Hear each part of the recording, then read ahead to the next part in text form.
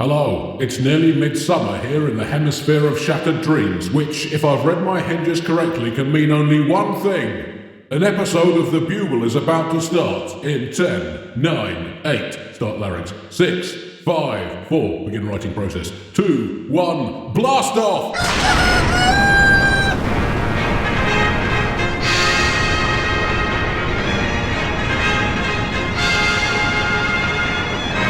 The Bugle, audio newspaper for a visual world. Hello, Buglers, and welcome to issue 4267 of The Bugle, audio newspaper for a visual and, dare I say, extremely f***ing stupid world. I'm Andy Zaltzman, the voice of a generation. Sorry, not the voice of a generation, the voice of degeneration. My mistake. And joining me today, back on the right side of the equator where the water goes down the plug hole instead of spurting upwards into the nearest tap, here in London, it's Alice Fraser. Welcome back, Alice. Welcome back to the north. I mean, it's so exciting to be here despite not getting free B-days on command. You just got to know the right people, actually. I mean, this is the problem with London in summer, is it's deceptively nice, isn't it? Yeah. Yes, it traps you in.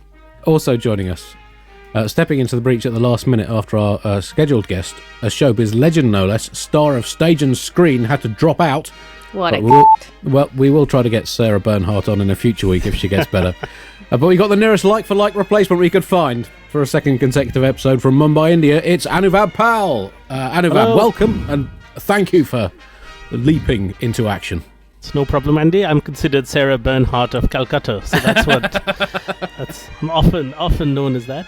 I have to tell you guys, I don't know if you've heard, but there is a massive cyclone that's headed towards India and Pakistan. Oh. It's going to hit us in a couple of days. Pretty big one. And the BBC have been reporting it quite objectively. And it's really unfortunate because I thought after the BBC's run-in with the Indian Prime Minister, you think that they would have learned their lesson, right? I mean, one thing I know about the BBC is they're very, very biased about cyclones. So what they're saying is that the cyclone is moving towards Karachi, Pakistan, and the state of Gujarat in India as one of the largest cyclones the Arabian Sea has ever seen, right? Yeah. Why can't they just state the facts, Andy? Okay. And the facts are the cyclone is moving away from India because it is afraid of India's power on the world stage. Right. And also the Prime Minister has just announced that he will personally fly into the storm with a sword and slate, which the BBC is not reporting. Right. Okay. And you know what that is, Andy, Yeah. Alice? It's bias. That's what Absolutely right. Well, thank you for setting us right. I'll pass that on to my producers at the BBC to feed up the food chain. And I will tell the Western pundits to begin preparing their thoughts and prayers. The most effective form of disaster response. Well, we'll send them in advance.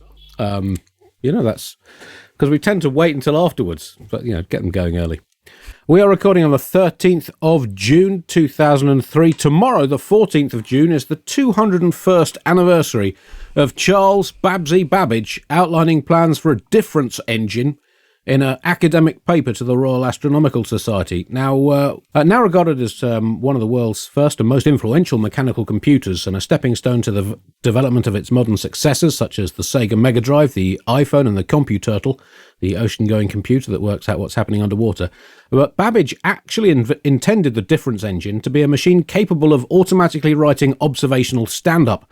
The 16-time British Boffin of the Year spent tens of thousands of pounds of 19th century government money developing the difference engine, but all it could come up with was that cats were different from dogs because they didn't wag their tails in the same way, and that men were different from women because men had jobs and fought in wars, and women often died in childbirth and weren't allowed to go to university.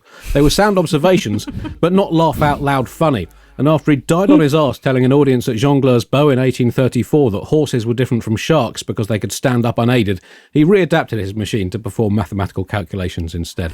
Anyway, 201 years ago, Charles Babbage's difference engine was outlined in that academic paper. On the 15th of June, 1878, Edward Maybridge took a series of photographs which proved, contrary to popular belief, that when a horse runs, all four of its feet are off the ground. Not all the time, obviously, but in between touching the ground.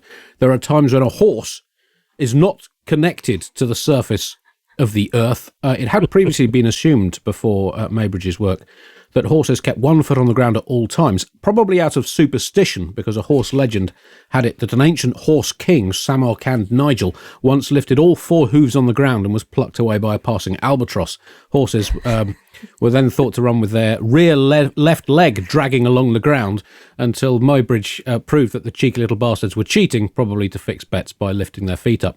Maybridge's pioneering work to show how the body moves also encompassed numerous action shots of humans and other animals, including a naked man cooking potato dauphinoise while rocking out to some Vivaldi, a woman in a jockstrap hammering a carrot into a pillow, a goat drinking beer out of a teapot, and a footballer flobbing into a bucket. Anyway, that influential series of photographs was, well, what is it now, 145 years ago in 2 days' time. As always, a section of the Bugle is going straight in the bin. This week, as we're sweltering here in London, I mean, it's been like 27 degrees, Alice from Australia, Anuvab from India. I mean, can you imagine what such oppressive heat is like to have to live with?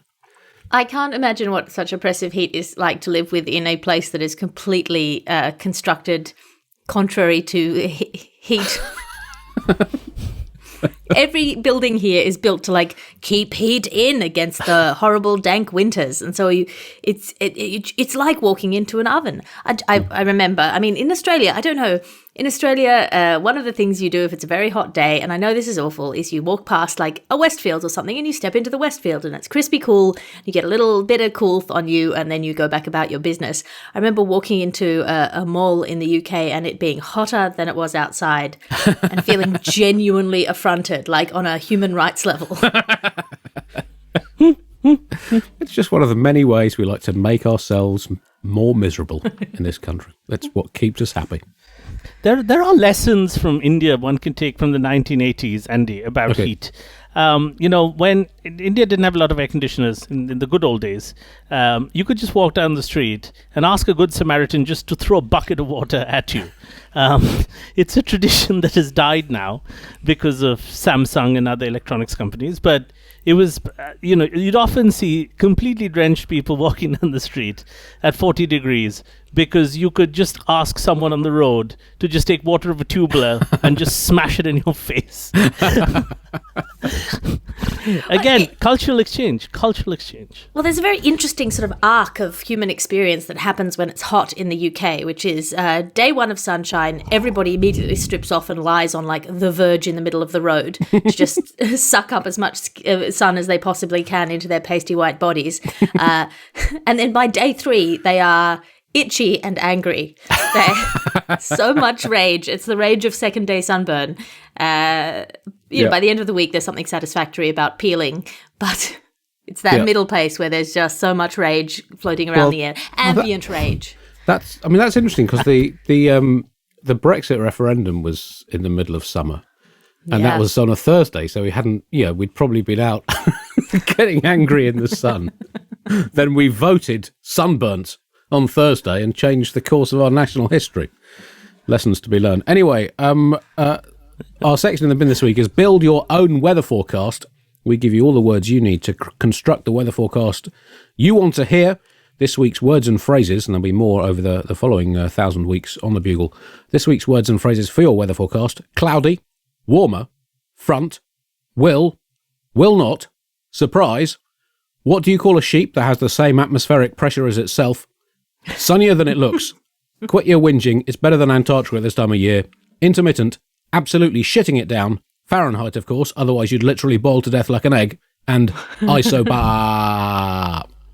That section in the bin. Also in the bin, after a poll revealed that a quarter of the population of the UK thinks COVID was a hoax, we look at other great British delusions in this new poll. 17% of people in this country think cabbages contain a mind-reading microchip that once ingested sends your entire internet history direct to the Ministry of Thought. 12.4% think Queen Elizabeth is still alive and running a covert operation smuggling penguins into Britain to be used as doner kebabs. And that's Elizabeth I, by the way, not Elizabeth II. She wouldn't stoop so low. And 39% think Paddington Bear wields way too much influence in this country. They might be onto something there. Those sections in the bin.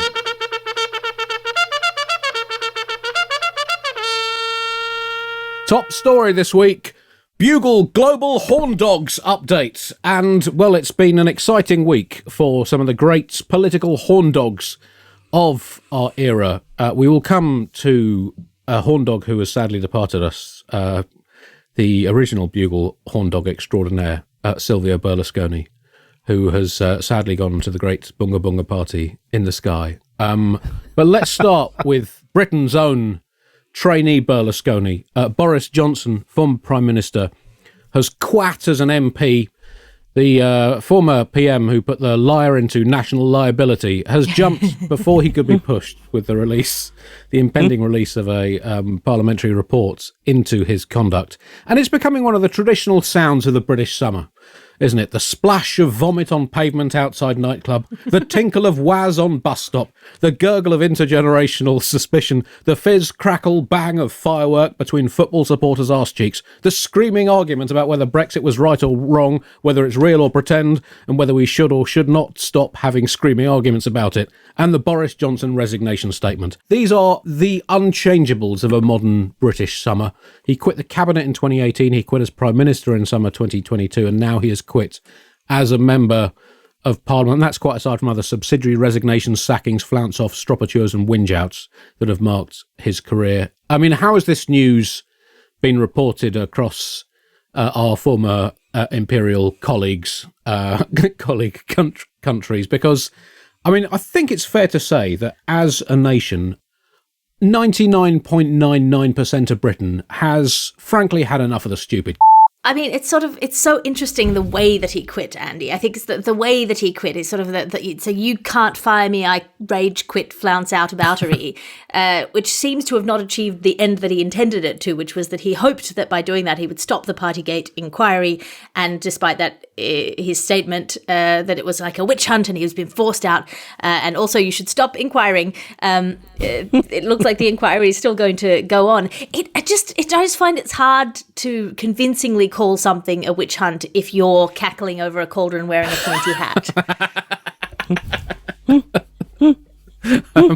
Yeah, I mean, he said some fairly extraordinary things. He described the Privileges Committee, which is investigating his actions, as, quotes, a kangaroo court. And you as an Australian, Alice, I've no doubt you find this very insulting, given that the average kangaroo has an attention to statistical detail far in excess of anything Boris Johnson has ever shown, not to mention a greater propensity to speak in truths. So, also a very ethical meat. All kangaroo is wild culled in Australia, so it's one of the more ethical meats you can consume. And I don't think Boris Johnson, were you to eat him, would be. Well, that's I hadn't thought of it in that way. I mean, are you suggesting we breed free-range Boris Johnsons for food? Well, he's trying, isn't he? I guess so. Anuvab, what about in India? Because he's obviously got a kind of global profile in India, and we've talked about this on the Bugle before. He cycled around Mumbai on a tiny little bicycle. Was it a tricycle at one point? I can't quite remember. It was a tricycle, Andy. He's quite popular here. He's after losing several jobs, he's come here as a corporate speaker. He's quite popular on the lecture circuit in India. But the two things that have been playing on Indian TV the last couple of days, one is a quote from Andrew Marr, who said something on LBC radio, and he said, Boris Johnson doesn't seem to go away. Why is it that I think of him more than I think about my wife? I feel like that's a question you can only answer yourself, mate. Yeah, I mean, to be honest, that's the same question Boris Johnson asks himself. So, yeah, I mean, that's been playing. I think, lost in translation, Indians are not able to tell whether that's funny or accurate. So I think that... And the other one that's been playing on TV a lot is a quote from an MP called Tim Loughton. And his quote was... My hope for the future of Boris Johnson is that he will shut up and go away, which is often what audiences in Edinburgh have told me. Yeah, but also, hoping that Boris Johnson shuts up and goes away, it's good to set yourself achievable goals, and that's sort of like hoping that, a shark wins Wimbledon. It's unlikely, it's logistically problematic, and if it does happen, questions will have to be asked. Well, I mean, if it does happen, the shark won't be able to stop long enough to receive its trophy. Well, I guess not. Yeah. Sharks can't stop. But basically, I think one of the most interesting features of this quitting is that it's being seen as, or it's being characterized as mutinous, that his ex-colleagues are bad-mouthing him after he's gone. Have you seen this story, Yes. Andy? Yeah. Look, I don't know. If I were a Tory, I wouldn't be a Tory. But if I were a Tory, I'd quit being a Tory. But if I were a Tory, I'd be relieved Johnson were gone. Like, it's not mutiny to badmouth your bad boss after he's been fired from his job and then quit his other job and is now living in a mansion in the countryside with tens of bedrooms, presumably to house the many, many more children he intends to have but not count. Like, it's not like bad-mouthing your ex-husband in front of the kids when you have to share custody. We're in a Yelp culture. Johnson is lucky they're not leaving Airbnb-style reviews, Wasn't informed that the facade concealed toxic damp problems. Arrived to find the toilet full of poo, open brackets, not even human, exclamation mark, close brackets. Noise pollution and bad communication from the host, 1 star. Just a quick question. Okay. I've asked this before, Andy, Alice, because I think Boris Johnson often has referred to himself as Churchillian. Yes. He said he compares himself to Winston Churchill. Now, it is true Winston Churchill lost elections, and then he went off to write a tome. He wrote History of the World, I think, in 10 volumes. My question is, let us say if Boris Johnson did gracefully disappear and went off to write a book, because he is a giant intellectual, what would it be? Would it be the history of the Peppa Pig world? What is the volume we can expect? Well, I mean, he has written quite a lot. He's written a book about Churchill. He's supposed to be writing a book about Shakespeare, which got slightly delayed by the fact that he became Prime Minister. I mean, if it's as truthful as his general output, I guess we can expect to find that Shakespeare was a 3rd century Patagonian queen. So, I mean, I don't know quite what's going to happen now. I mean, he might just carry on resigning from other stuff. He could just quit as a member of the human race, quit from living as a living, breathing warning sign about the dangers of allowing your democracy to rot itself from the inside. Because that's the only thing that he's really good at now, is complaining about being forced to resign. That's all he's got. I mean, it's now that he's no longer in power, he has to find creative ways of undermining democracy and basically slamming a report before it's even come out. That's the main club in his bag now. But again, being forced to resign is such a disingenuous way of Yes. talking about this. Like, you're not forced to resign if you get fired for wanking into the popcorn at the cinema. Like, Yeah, I mean, we should say the report has not come out, so we don't know that he definitely did that, Alice. So let me just cover our backs legally. And also depends on the cinema. I mean, I've been to some cinemas here. It's very, certain things are allowed in certain Family countries. show, Anuvab. Honestly. I'm sorry. Also, just a quick question. There seems to be now some brewing discontent between your current Prime Minister, Rishi Sunak, and Boris Johnson. They seem to have been friends and cordial throughout all of this till now. Not entirely cordial. There's been a certain amount of tension. And the current tension is that we have this strange tradition here that departing Prime Ministers can issue an honours list, people to be given national honours, OBEs, CBs, and to be appointed to the House of Lords. Now, you might ask, why is it that a Prime Minister is allowed to appoint people to sit, and I don't know how to put this delicately, in fucking Parliament for fucking ever, in a democratic country? And I mean, that's the kind of question that you can't really answer. I mean, you don't need to ask a constitutional expert, you don't need to ask a democratician, a parliamentarologist, or a political connoisseur. You will get as logical and valid an answer if you ask a bucket of eels, a puddle of shit, or indeed a former Prime Minister. It's one of the many ways in which we like to preserve our democracy undermining heritage, as I said, and we of course passed on these innate nation-shaping skills to some of our imperial-era foster countries like the USA with its presidential pardons and so on. But some of Boris Johnson's proposed honorees, is that the term, have been rejected by the committee that oversees these things. And now bearing in mind that currently in the House of Lords, we already have alongside occasional useful experts, we have time servers, career lickspittles, convicts, bribers, also known as party funders, highly questionable plutocrats, hereditary embarrassments, bishops, knights, rooks, and political pawns, to be rejected from entry to the House of Lords. That is a low bar that you've failed to get over. Well, yeah, given that the original qualification for being in the House of Lords was to not have a chin and to have a cousin for a mother.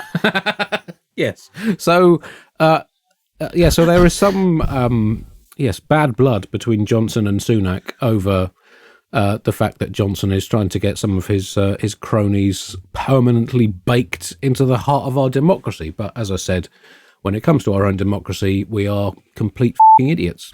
Well, it seems like I just read something, Rishi Sunak, today, where he said that there were a lot of not qualified people, like you guys are describing, presented for the House of Lords. You know, for example, I was surprised to see my name on that list, and I don't even live there. So he said that Rishi Sunak said he wasn't prepared to do that. Boris Johnson had given him this list, and he wasn't prepared to approve it verbatim. And I don't know about you guys, but for the first time after all these years, I actually heard Rishi Sunak say an actual thing that didn't sound like it was generated by a male Amazon Alexa. It sounded like a thing. And I guess there's a rebuttal from Boris Johnson saying Rishi Sunak is talking rubbish. So do you think this will get to hand-to-hand combat? Where do you think this is going to go? Well, I think most people in the Conservative Party would like to see that, whatever side they're on. Maybe jousting to decide their forever leader. It's a bit rich coming from Sunak, bearing in mind that he has Suella Braverman in cabinet as Home Secretary. So when he's lecturing you about appointing unsuitable people to public office, and you either need to take it with a salt mine of salt, or you need to take a long hard bath with yourself, ideally both simultaneously. Speaking of hard baths, Andy, the water here is so hard. Yeah, you were complaining before, it's playing havoc with your hair, you were saying. Yeah, there's I feel like every time I come to the UK, there's like a month of transition period where my curly hair just goes, what are you doing? Why is there minerals in the water? Right.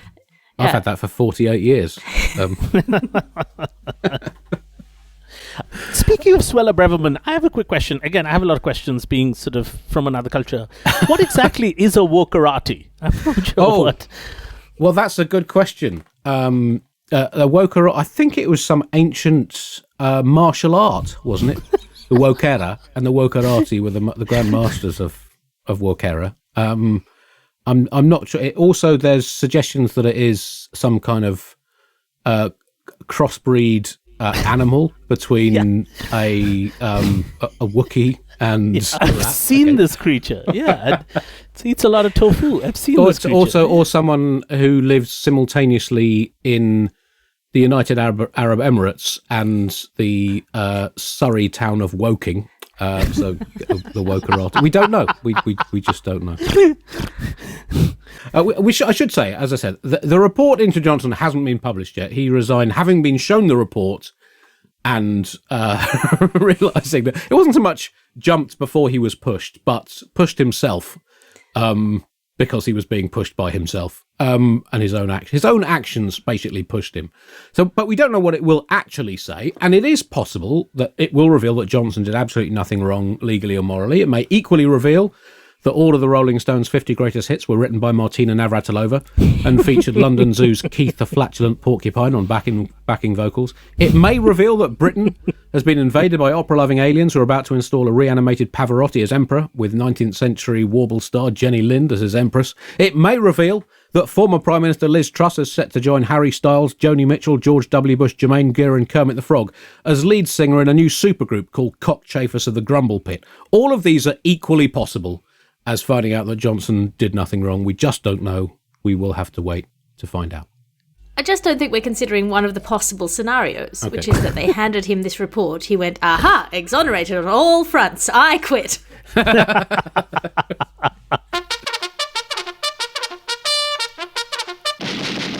Moving across the Atlantic to another political horndog, and obviously even the worst Borisian Johnsonings that we can muster in the UK are as a mosquito in the pyjama trousers compared to the crocodile in the underpants that is eating away at American democracy. Donald Trump he's still favourite to get the Republican nomination for next year's presidential election, despite the unending slew of court cases, including allegations that he kept nuclear secrets in his bathroom, amongst the various confidential documents that he was not supposed to have that ended up in his nuclear secrets in his bathroom, sheaves and sheaves of other classified documents and that conjures up perhaps the most unsettling image in American history. Boris Johnson sitting in his bathroom with nuclear. Let's not think about that. I mean, to be honest, it wouldn't be entirely surprising if they actually found an actual nuke in his living room, perhaps as a conversation-starting coffee table or an obstacle on his golf course, perhaps even as a piece of equipment in one of his dungeons. Who knows? It wouldn't be surprising if they found the nuclear football in his memorabilia cupboard, alongside the desk from the Oval Office, an original and now soiled copy of the US Constitution with multiple unsettling stains, a sex doll that looks eerily like his own daughter, Rudy Giuliani, and various former Miss Worlds. I mean, there's nothing that can surprise in terms of what he's pilfered from the American people and state. Well, I think nobody is surprised, but I think people are maybe shocked by the blatantness of this whole thing. He was it wasn't just he had the documents and forgot about them. He was hustling them around and hiding them from people in various really bad hiding places as well, in a ballroom, in a bathroom, in order to sort of keep them for himself, some odd thing. And then he was talking, he did this on the record in an interview. He shared unauthorized information about his desire when he was a president to attack a certain country. And he had this conversation with a writer, and it's on the record. He said, look what I found. This was the senior military official's plan of attack. Read it, and it's interesting. I could have declassified it, he said. Now I can't, but it's still a secret. I as a lawyer, as an ex-lawyer, I have to admire somebody who just covers every angle of a crime and confesses it to it in writing in like 2 sentences. Extraordinary efficiency of words. Truly a poet of self-incrimination. Genuinely, it's an achievement to do that much to damage your own defense in so short a time. That's absolutely true. And also, I think, it definitely breaks ground in home decor. If you're doing up your Mar-a-Lago house, you've just retired as president, you've got your Dickens, you've got, your collection of great American writers, then you have all the countries you want to bomb, and you have a classified document in each of them. I think it's not very many people can boast off that bookshelf. And also, if you're a visiting world leader doing business with Trump many years post his presidency, you go to the toilet, just right under the Vogue or the Architectural Digest is a little document about how he's going to take you out. Again, it's a good thing to keep around the house. Not all of us have that privilege. I guess not. Yeah, and I mean, you say a list of countries that he wanted to drop nuclear bombs on. I think that's just a world atlas. I mean, there are rumours that he also had the actual big red button that presidents are known to have, and that he took it from the White House when he left, but had written the words "pull my finger" on it in marker pen. I don't know. Normally when there's nuclear secrets in my bathroom, Andy, it's just because I ate too much hummus. And even then, I have the dignity to deny it.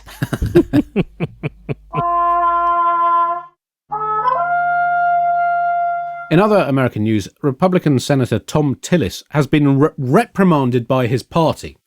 Now, why might a Republican be reprimanded, you might think? Why might a political figure be reprimanded for some kind of wrongdoing, corruption, for stealing funds or stealing secret documents? No, in this case, he's been reprimanded for supporting LGBTQ rights and advocating gun control. And he's been reprimanded as a result in North Carolina because of these. So essentially what the Republicans are saying is they are against human happiness and all life unless it's still in the womb. Now, that might not sound like a vote winner, but this is America we're talking about, and Republicans are staunchly sticking to their principles of trying to make as many people as f***ing miserable as possible and helping Americans achieve their Second Amendment dream of being shot dead while going about their daily business. I mean, this really kind of shows, I think, where the Republicans are now, that supporting human rights and wanting fewer people to die is no longer acceptable. And by a broad majority, there's about 1,000 senators voted to condemn him. Although it's not like universal. There's a few people who've made, I think quite good points of like, why are we attacking our own? Although State Senator Jim Bergen said, "I don't think we need to be attacking our own. You don't shoot you don't shoot your own elephants," which says to me, how many elephants do you have that this is a saying? Yes. Well, I mean, it does highlight the Republican attitude, doesn't it? Because a normal human being might think, well, just don't shoot any elephants these days. We know that now. But the Republican thinks we're not going to win an election without offering people ivory cudgels to whack each other with. In a country that supports freedom, the whole thing is meant to be freedom, sort of for good or ill. It's important to move in ideological lockstep with your political affiliates, right? Yes. Yeah. Well, because also, I mean, I guess you've got to protect the freedom to stop other people having freedoms. I mean, is that not the ultimate form of freedom itself? In other Trump news, Trump has been criticised by Ben Affleck and Matt Damon's production company after he used audio from their recent film Air, which tells the story of the creation of the Nike Air sports shoe and the role of Michael Jordan in that. And Trump's used it in a campaign video. I mean, I guess you do have to ask, if Donald Trump can't steal audio from a film involving Matt Damon, what is he going to be able to steal? I mean, he's very unlucky that Damon could remember the film. It was one of 6 that he filmed on the 12th of July last year, post-lunch, and it's his, I think, 500th film of the decade so far. So he's a bit unlucky in that. And also, I mean, you're complaining about him nicking audio from a film. He's stolen nuclear secrets. I mean, lines from a film is not going to waggle the needle on his completely non-existent moral compass, is it?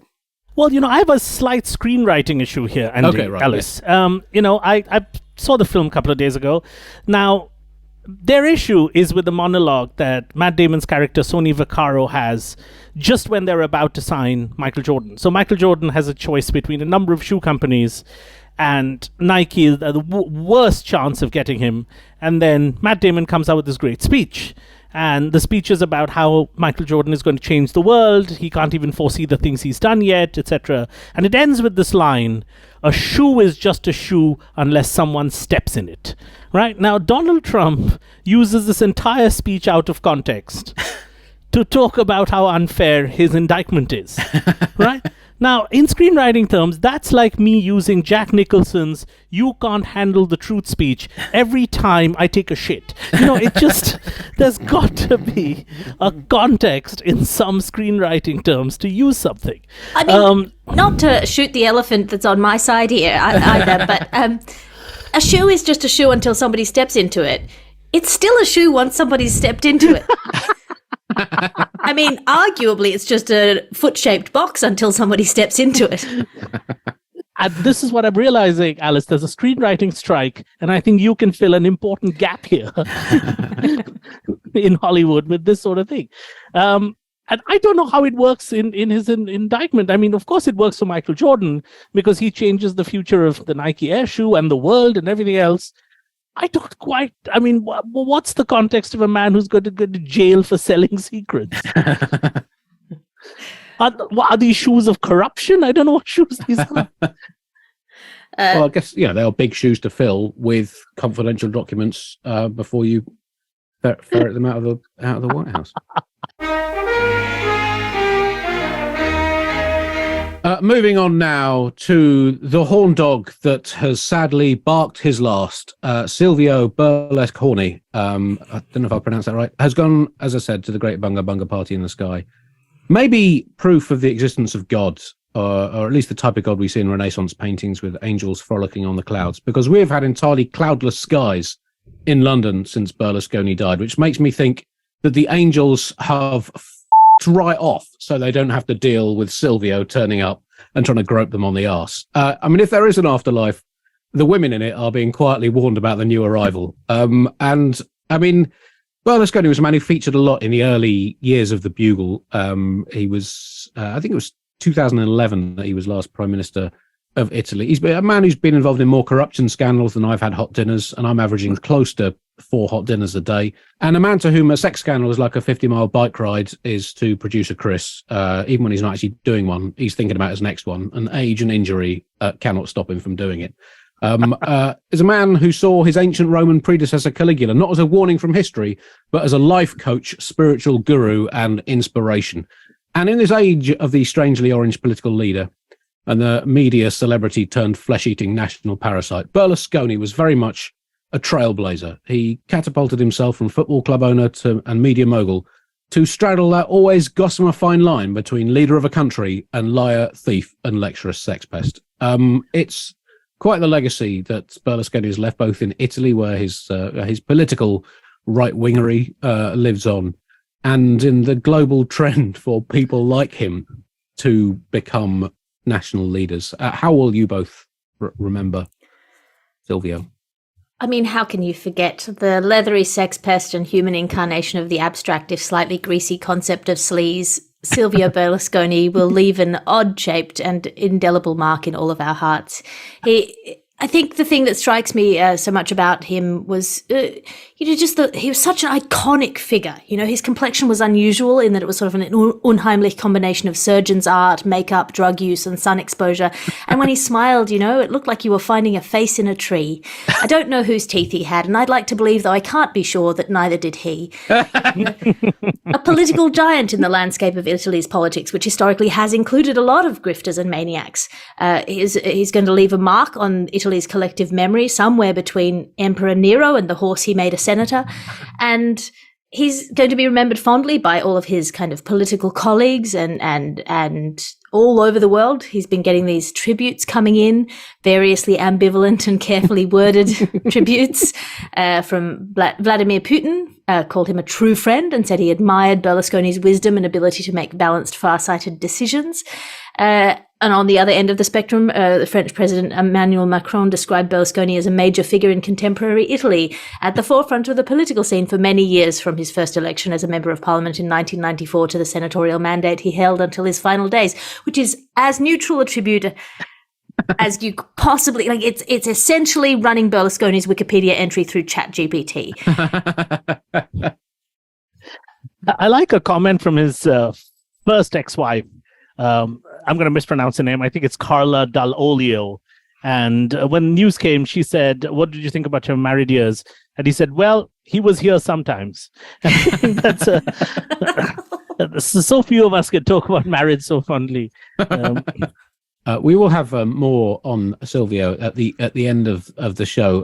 Another figure from the past years of the Bugle also died this week. The Iron Sheik, the former professional wrestler and grandmaster of the insultative tweet, also popped his clogs this week, and will no doubt be calling Silvio a fucking jabroni as we speak.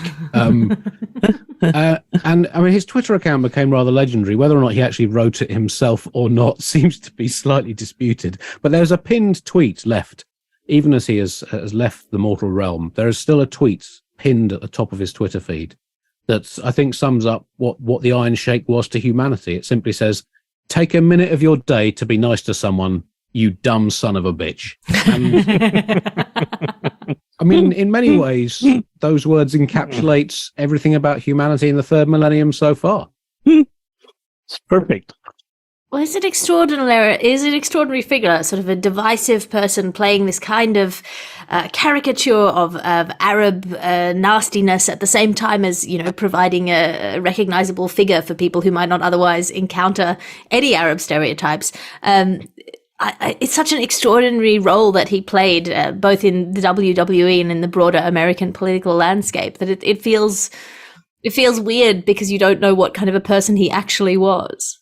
Sometimes I think when I looked at the Iron Sheik, I wondered whether, the current regime in Saudi Arabia, the Iron Sheik has nothing on the current regime in Saudi Arabia. They're far more menacing. I mean, no matter what the Iron Sheik does, I think the real sheiks are still winning in the wrestling arena. I mean, in many ways, I think you can see the influence of of TV wrestling, which was previously viewed as rather over the top and contrived, and essentially that is what mainstream politics has now become. So I guess in many ways he's a figure that straddles different eras of human civilization. We will play you out at the end of this week's episode with some excerpts of Berlusconi and the Iron Sheik from Bugle's long past. We will end this week's Bugle there. As I said, we will play you out now with some classic excerpts from the Bugle archives dealing with Silvio Berlusconi and the Iron Sheik, who have both departed this planet for whatever comes next. Thank you very much for listening. Alice, anything to plug? So I just want to say, if you're going to have an iron shake, you also want to have some vitamin C shake so that you can absorb it better. I have a podcast called The Gargle, which is the glossy magazine to the Bugle's audio newspaper for a visual world that goes out weekly. Also, patreon.com/Alice Fraser. I have weekly writers' meetings if you want to come and write with me. And we also have a workshop afterwards. And that's available for everyone who signs up to the Patreon at patreon.com/Alice Fraser. And you are doing the Edinburgh Festival this year? I am doing the Edinburgh Festival. My show is called Twist. If you're in Edinburgh, come see it. It's at the Underbelly, Bristow Square, and it's like sometime in the evening, Anuvab, are you doing Edinburgh this year? Just for 2 weeks, Andy. Yeah. I am at the Assembly last 2 weeks of Edinburgh, 14 to 28. And I think I mentioned this once before. I'm not doing comedy this year. I'm coming as a representative of a new department in the British Foreign Service called the Department of Britishness. And I've been hired to spread Britishness in India, which seems to be losing its value. Oh, yeah. It's not just India that's happening, to be honest. You can listen to me talking about cricket for a potential 25 days in the next 6 weeks as the Ashes begins. There is no Unbelievable Ashes this year because Felicity Ward is busy filming some stuff in Australia. However, there will be a daily Bugle Ashes Zaltzcast with the stats of the day and assorted other purely truthful nonsense that will be available via the internet in an exciting new addition to the Bugle stable. As a result of the cricket, we are having a week off next week. We will be back in 2 weeks to go through until our summer break in August. We will now play you out with some classic archival Bugle about Silvio Berlusconi and the Iron Sheik. Goodbye.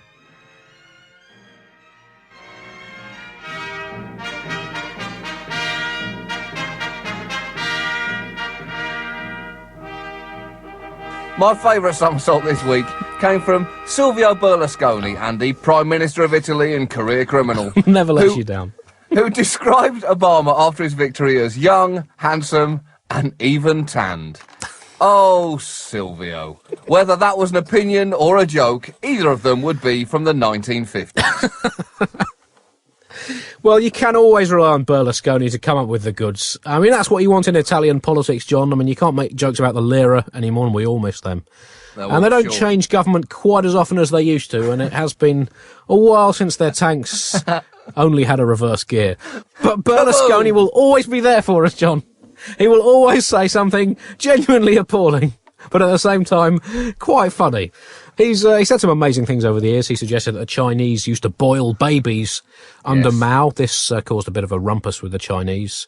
And then Berlusconi clarified his comments by saying that they didn't eat them, they just boiled them in order to use them to fertilise the fields. Also, he told a German member of the European Parliament that he'd be perfect for a film role as a Nazi camp guard.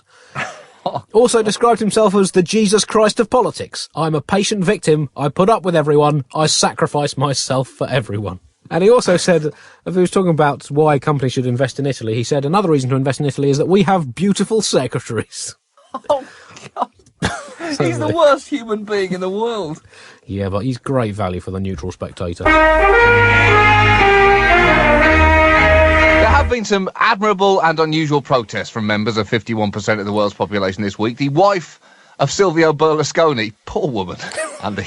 Well, John, poor woman, yes, but not only is she his wife, but she's still his wife. So That's true. you can kind of understand her marrying him by mistake. But she stayed married to him. Silvio Berlusconi, Italian Prime Minister and spectacular crook, has had... Is that going? Is that staying in? That is legally rock solid. It's a fact. That is a legal fact. It is a fact. He is shaped like a shepherd's crook. That's right. His wife has criticised he and his party's plan to field attractive young women as European election candidates.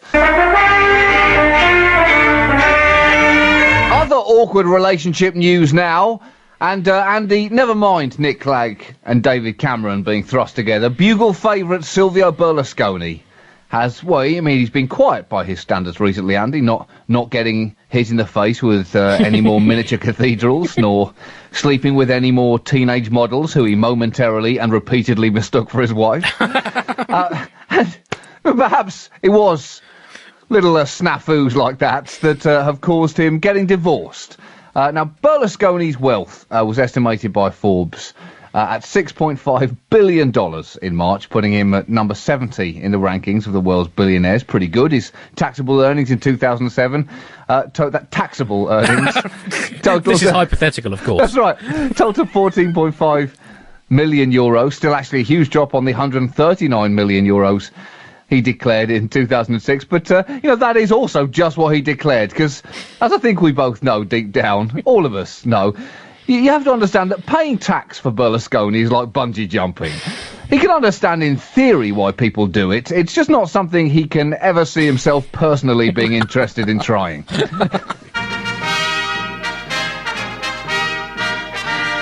Berlusconi's architect apparently said there are two philosophies of restoration. One is just to clean the work and leave it as it is.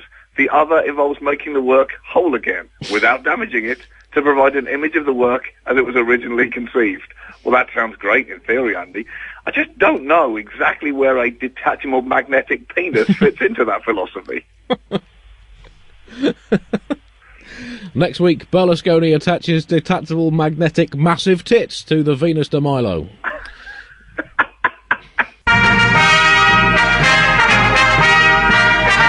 Silvio Berlusconi news now, and, well, he's being charged. Since we last did a Bugle, he's been officially charged with being very, very naughty indeed.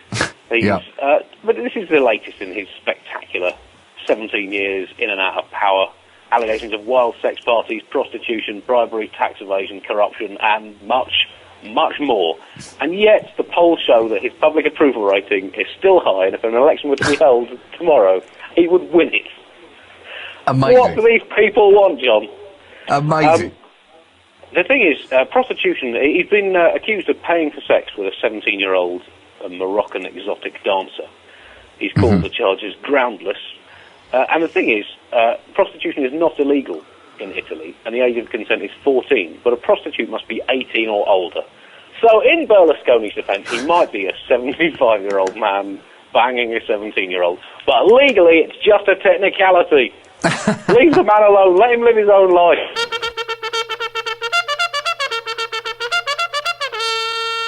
Strap in, Buglers. Tweet number 1. IOC, I f*** you up. No disrespect to the legend, my only sport wrestling. They have no dick. They make new sport of go f*** yourself. Right. Strong tweet. Straight out of the gate there, Andy. That's what the format was invented for, that kind of concise expressing of opinion. No, you would think he would then put his computer or phone down and think, that was perfect. Well, I just communicated everything I needed to say about this thing that's upset me. But you know what? Then he picked it up again, and he typed this. Tweet 2. You see the legend. You know I break the ICO back, make them humble. Go f*** the badminton and the walking. They are not sports like wrestling. The Very ICO. good. I think he clearly typed these in something of a rage, John. Well, that's right. That's not a problem. Tweet number 3. New Olympic sport is who has smaller dick than Hulk Hogan. # save Olympic wrestling. I don't know what he's trying to say there. That would get quite big TV viewing figures. And it's also definitely something that Britain would have a live medal chance in. Other tweets he sent were, good night, and IOC go f*** yourself. Don't ever insult the legend Iron Sheik, or I break the Olympics back, make you humble. I tell you one thing he also hates, Andy, and that is punctuation. The Iron Sheik did not just save, the email goes on to say, the Iron Sheik did not just save his weird brand of vitriol for Twitter either, offering up the following quotes in an interview with TMZ. After 1,000 years, they take away the best sport in the world. This is the first time the dumb motherfuckers have no balls, for they make the walking an Olympic sport. He really hates walking. He really hates walking. He really does. If I see anybody on the street that work from the IOC, I swear to Jesus that I suplex them, put them in camel clutch, break their back, make them humble. And finally, is that really humility? Having a broken back? The hashtag Team Sheiky, respect the Olympics now. They can all go themselves and make the curling Olympic sport. That's the Winter Olympics, but you don't want to argue with him when he's this angry. Because they also the biggest piece of no good shit, and I never watch the Olympics again. Also buy my t-shirt on my website or go yourself. Buy my t-shirt or go yourself. If you had any balls, that would be your slogan. Buy my t-shirt or go yourself. It just distills marketing down to its elemental forms. He's run that through a focus group, John. Oh, God, that's good. This guy's not to be trusted, though, because after he was the Iron Sheik, because that was when America had a problem with Iran in the 80s. Yeah. Then when the war of Iraq happened, he renamed himself Colonel Mustafa and teamed up with Sergeant Slaughter and said he was from Iraq. Yeah. Really? So this guy is not to be trusted. He's a cheat. Chris, I would say everything we've learned over the last few minutes, I would be very, very careful irritating the Iron Sheik. Otherwise, you're about to get... I'm going to buy one of the T-shirts just to protect us. He posted the following message on Twitter saying something like, Chris, I break your back, go yourself. Triathlon, not sport. Alright,